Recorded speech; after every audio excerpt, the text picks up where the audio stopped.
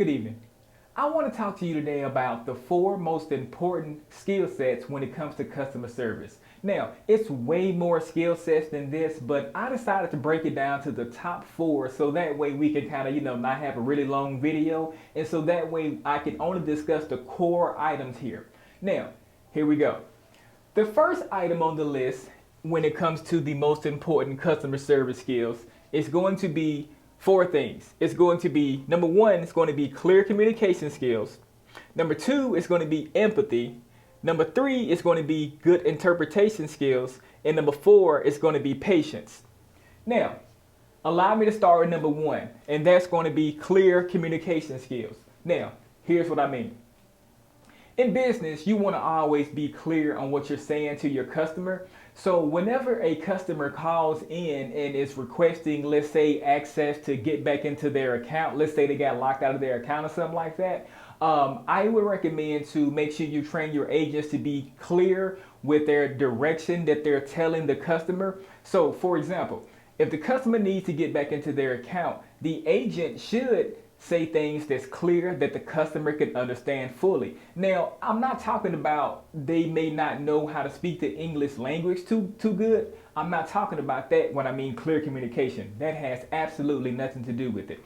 Clear communication skills mean that the agent can basically paint a visual picture in the customer's eyes on exactly what they need to do. That's going to be clear communication skills, because not a lot of people can actually vividly paint pictures in the eyes of someone else. So if you can actually train either yourself or either your agents to be able to vividly paint a picture, paint that direction where you want that customer to go, the customer will be able to fully understand what you're saying, and the stuff that you are saying to them to get back into their account, it's going to fully make sense, and they're going to be like, damn, this was easier than I thought.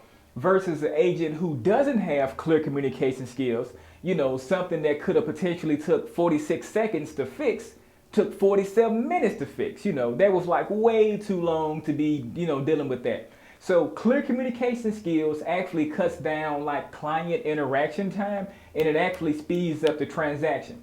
Now, that's going to be the first one, clear communication skills. Now, the second one is going to be empathy.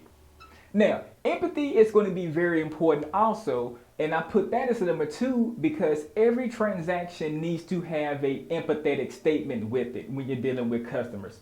Now, unless you own a business or something like that that has like traumatic things, like you sell like a life insurance, somebody passed away, you have a funeral home, or like you're a mortician, or something like that, then I maybe would suggest using empathy, but mix it in with some sympathetic statements also, so that way you can basically cover the whole ground right here. But for the most jobs out there or whatnot, it's not really going to be a lot of traumatic things. So empathy would be the best practice here. Now, back to the first example on when the customer called in because he was locked out of his account. A empathetic statement is going to be something like, okay, Tony, look, I understand what you're saying, and I know how frustrating it can be to get locked out of your account. It computers for you, but I'm here to help. See, something empathetic like that basically let the customer know, like, shit, I understand what you're saying. Like, I'm right here with you.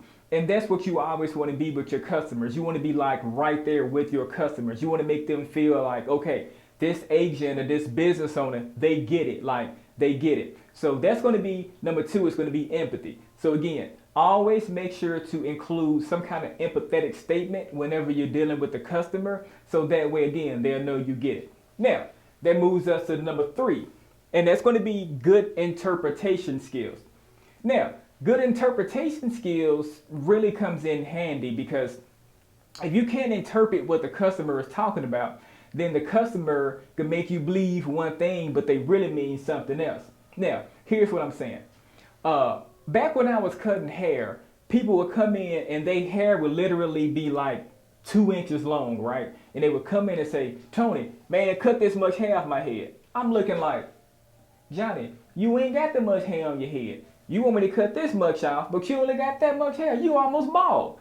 How am I gonna cut this much hair off? So that's good interpretation skills, because I know Johnny didn't want that much hair cut off. Johnny basically wanted me just to take the little scissors and kind of shape him up at the top. That's all he wanted. But if I would have not had good interpretation skills, I would have took the clippers, gave him a skinny, cut him down low like me or whatnot. Then Johnny would have been really pissed at me for, fucking his head up. So good interpretation skills also can mean in your business, let's just say if the customer calls in upset, man, somebody robbed me, man, y'all robbed me. Some agents or business owners might take that literally and be like, oh my God, should I call the cops? Should I call the authorities? Then the customer's going to be looking like, nah, fool, I didn't really get robbed or whatnot. I had an unauthorized charge. See, customers say anything or whatnot to get through to the proper agents or whatnot. So if you can actually learn how to have like good interpretation skills, that will also kind of speed up the transaction, because it's going to eliminate a lot of unnecessary talk and a lot of unnecessary time. So that way you can get back to, doing the things you were doing, and the customer can get back to doing what they were doing. Now, that's going to be it for number 3. That moves us to the 4th one. And the 4th one is going to be patience. Now, patience is going to be absolutely critical in life, but definitely in business.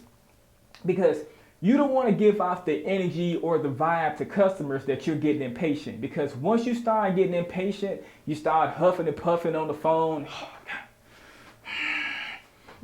Like you'll start kind of like swelling up, chest will swell up and shit. And you don't want that. You don't want that. You don't want your customer to think like, shit, like all I did was call in and ask for a credit.